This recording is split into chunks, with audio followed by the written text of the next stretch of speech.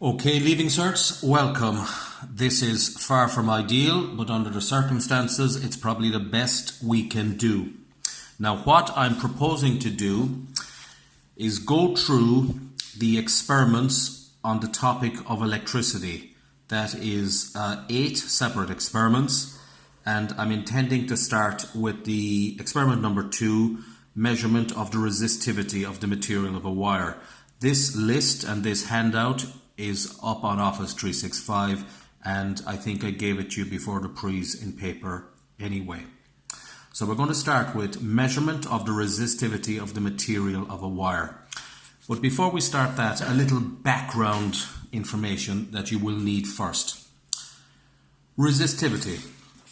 Well, there's 3 definitions we need to have learned before we approach this topic. These are 3 definitions you've come across before. They should be quite familiar to you. The first one is electric current. Well, we're going to define electric current as a flow of charge. But in the real world around us, usually the charged particles that are flowing or moving are electrons. So I'm going to put in brackets afterwards, usually electrons. The second definition is voltage, and we're just going to use a working definition of voltage. We're going to say a voltage pushes a current. So a voltage is something that pushes electrons through a circuit. Well, the next obvious question is, what is the relationship between voltage and current? And this is also a well-known relationship. If you make the voltage bigger, the current becomes bigger. If you make the voltage between the ends of a conductor greater and double it, the current going through that conductor will double. So it is a directly proportional relationship. So we can say voltage is directly proportional to current. Okay, in symbols, we normally say voltage proportional to current. And if you're using that definition, then it's always good to label your terms voltage and current. Obviously, if 2 quantities are directly proportional, you can always put in a constant to make them equal. So we get the relationship voltage equals resistance multiplied by current, where V is the voltage, I is the current, and R is a quantity called the resistance. It's also very important to note the units of each of these quantities. Voltage is usually measured in volts, current in amps, and resistance in ohms. This relationship, where voltage is directly proportional to current, is usually known as Ohm's law. And if you're asked for a definition in an exam of Ohm's law, and you put that formula down and label it, or that formula and label it, that is sufficient for full marks. So what I would like you to do now is pause the video and learn all those definitions. Thank you.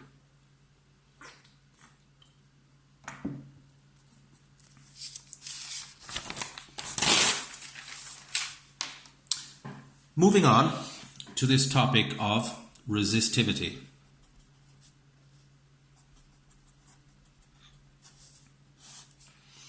If we have a conductor, a wire, and we're going to assume that it's in the shape of a cylinder, so it's got an area and it's got a length. What does the resistance of that wire depend on? Well, we're going to find it depends on 3 separate things. The first thing, the resistance depends on the length of the wire. The longer the wire, the harder for electrons to pass through it, so the greater its resistance. So resistance is proportional to length. The second thing, it depends on the thickness of the wire or the area. The bigger that area, the more space for electrons to pass through the wire, therefore the lower its resistance.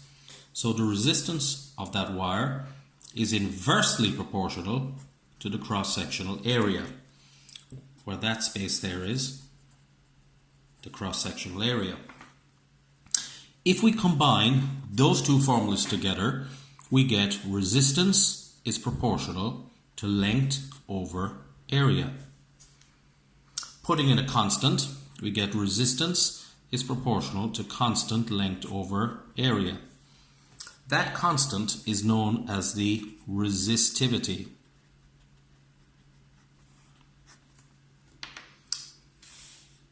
If you juggle that formula around, you will get resistivity equals resistance multiplied by area over length. This formula can be found on page 61 of your maths tables, there in the center of that page. And this formula is sufficient for the definition of this term resistivity. So we're going to define this term resistivity. We're going to define it as the resistance of a wire multiplied by its cross-sectional area and divided by its length. If you're asked for a definition of this word resistivity in the Leaving Cert and you give that formula labelled like this, that is sufficient for full marks.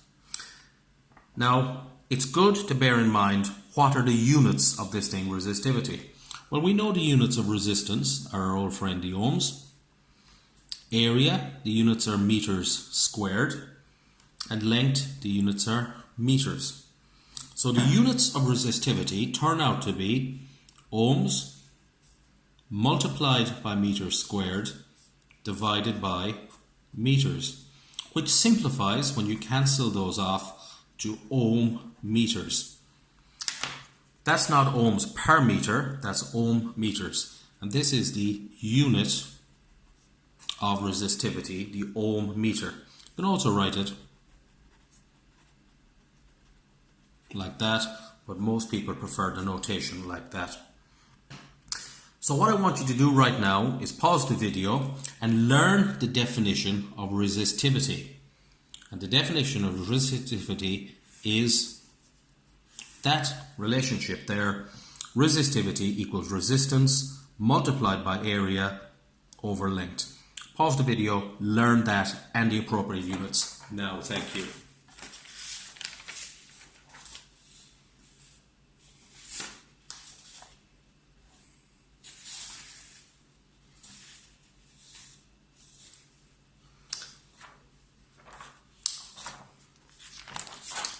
Okay. The next thing we want to go on to is an experiment to measure the resistivity of the material in a wire. So if we have a piece of wire like this, straight piece of wire in the shape of a cylinder, how would we measure the resistivity of the material the wire is made up of? Let's imagine it's a copper wire. How would we measure the resistivity of copper? Well, we're going to use that formula that we just learned already. Resistivity equals resistance multiplied by area over length. So to determine the resistivity of this wire, we have to measure its resistance, measure its length, and somehow work out its area. When I'm talking about area, I mean that area there of its edge, also known as its cross-sectional area. Of course, you can't measure area directly. You have to calculate area, and the area of that section there, which is a disc, is equal to pi radius squared. These two formulas are key to understanding the experiment. How do we measure resistance? Well, very simple. We use the instrument known as a no meter. Using crocodile clips, clip it on to the straight conductor. That will give us the resistance value. How do we measure the length of the wire? Well, we'll always measure the length, the same length that we measure the resistance of. So we're going to measure the length between the clips to the ohm meter, like that. And the third part there is, how do we measure the radius? Well, we're going to use a digital vernier calipers to measure the radius. So what we have to measure? Resistance, and that's measured with the instrument called the ohm meter. The length is measured with a meter stick, and the radius is measured with a digital vernier calipers. The ohm meter will give us our results in ohms. The meter stick will give us our results in meters, and the radius will be also in meters. So let's look at that, at the experiment and the procedure to follow. Well, here we have our length of wire, and you notice the wire is straight and it has no bends or no kinks. That's important to say. Otherwise, when you're measuring its length, it wouldn't be a correct value.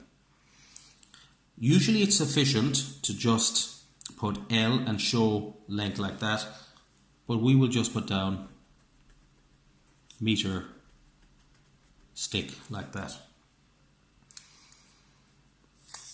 Make sure the wire is straight and free of kinks. That is very important. Connect the ohm meter. Note resistance is measured with the ohm meter.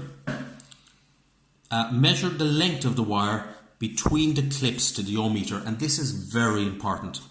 This is telling us that we will measure the length of the wire that we have measured the resistance of. So there's a little bit of the wire on either side that we don't measure its resistance, so we don't measure its length. We measure the diameter of the wire using the digital vernier calipers, and we normally measure the diameter at 1, 2, 3, 4, 5 separate points along the wire. And the reason we measure it at 5 separate points is that the thickness of the wire may not be uniform. The thickness of the wire may be increasing and decreasing by very small amounts. So if we take the diameter at 5 different points, then by averaging them, we will have a good average diameter of the wire. When we've got the diameter, we divide by 2 to get the radius, and we calculate the area using pi r squared. Then we can put all our values into that formula that we looked at earlier. Resistivity equals resistance area over length.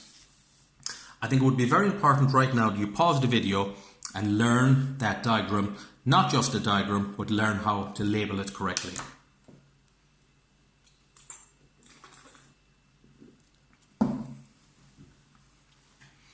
Okay.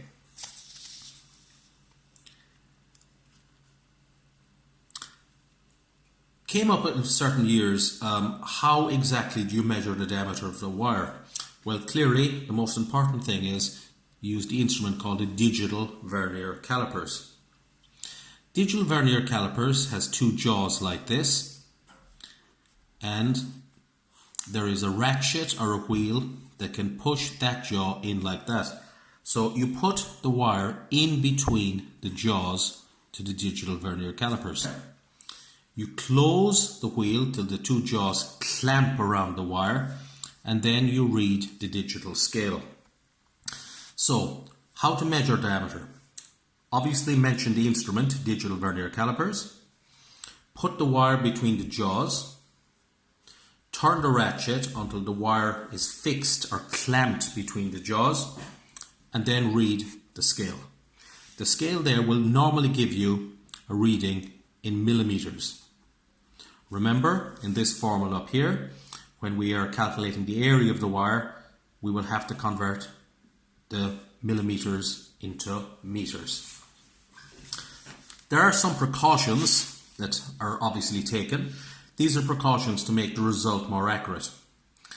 First one is make sure the wire is straight when measuring its length. When you're measuring the length of the wire, if the wire is crooked, you will not get a true length. So make sure the wire is straight. Second one we mentioned already, measure only the length of the wire that you measure the resistance of. That's those little pieces on either end. We have not measured their resistance, so we don't measure their length.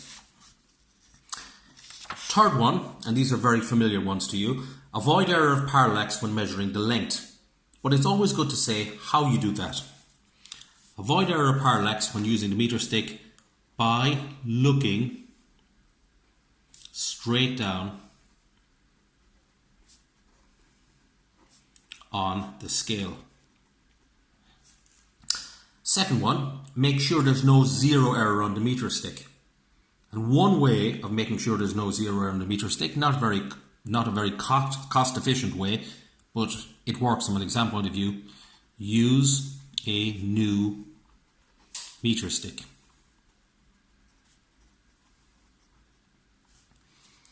Also, because the digital vernier calipers could have a zero error itself, it could be reading a reading when the jaws are closed when it should be reading zero. Check the digital calipers for zero error, or make sure there's no zero error on the digital vernier calipers. And the last one, measure the diameter of the wire at several different points along its length and get an average. Why should we do that? Well, it could happen that the wire was not of perfect even diameter. It could have variations in its diameter along its length, and that's why we get an average, because the diameter of the wire may not be uniform. What I would like you to do now is pause the video and make sure you learn those precautions. Thank you.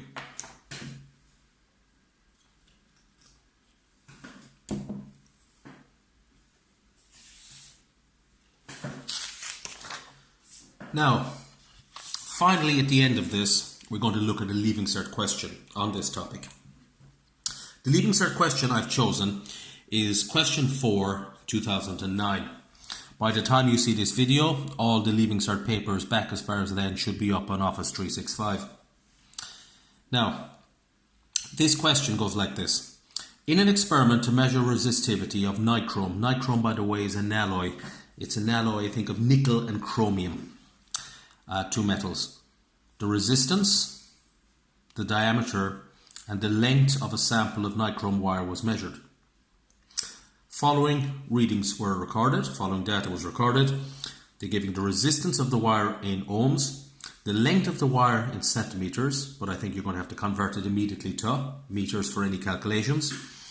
And the diameter of the wire is given as 0.31 millimeters, and again you're going to have to convert that immediately to meters for any calculations. And the easiest way to do that is divide by 1,000 using your calculator. Let's look at the questions. Describe the procedure used in measuring the length of the sample of wire. 6 marks, so maybe 2 pieces of information there. So explain how you measure the diameter or the length of the wire. Describe is often an indication of giving a label diagram, and that would not be a bad idea in this case. Second question, describe the steps involved in finding the average diameter of the wire. And what I noticed about this part of the question immediately was it's got a very large amount of marks allocated. It's got 15 marks. So when you're describing how to find the average diameter of the wire, you will obviously have to name the instrument used to measure the diameter of the wire, and you'll also have to explain how that instrument is used. If you can give a little diagram, because it says describe, all the better. The third part is use the data to calculate the resistivity of nichrome. Well, there, the 2 formulas that we've looked at already. It's 15 marks, and generally, if you write down each formula, that's 3 marks for each, 6 marks before you even do any calculations at all. First thing you will do is calculate the area. Do not forget to convert the radius into meters before you go anywhere from millimeters. Then put everything into that formula, and don't forget the appropriate units of resistivity at the end either. And a nice little kick at the end. This experiment was repeated on a warmer day with higher temperatures. What effect would this have on the measurements? Well, the measurements up here are resistance, length and diameter. So what effect would a warmer temperature, a higher temperature have on any of those readings there? So I'm hoping now that you will go to Office 365, find this question and answer it. In 1 day's time, I will then put up my suggested answer, and you will have to compare your answers with mine and see where you were correct and where you can improve on your work. I propose to go on to other experiments in electricity, and I think the experiments that we will look at next will be 3 and 4, to investigate the variation of resistance of a metallic conductor with temperature, and to investigate the variation of resistance of a thermistor with temperature. 2 very, very similar experiments. Thank you.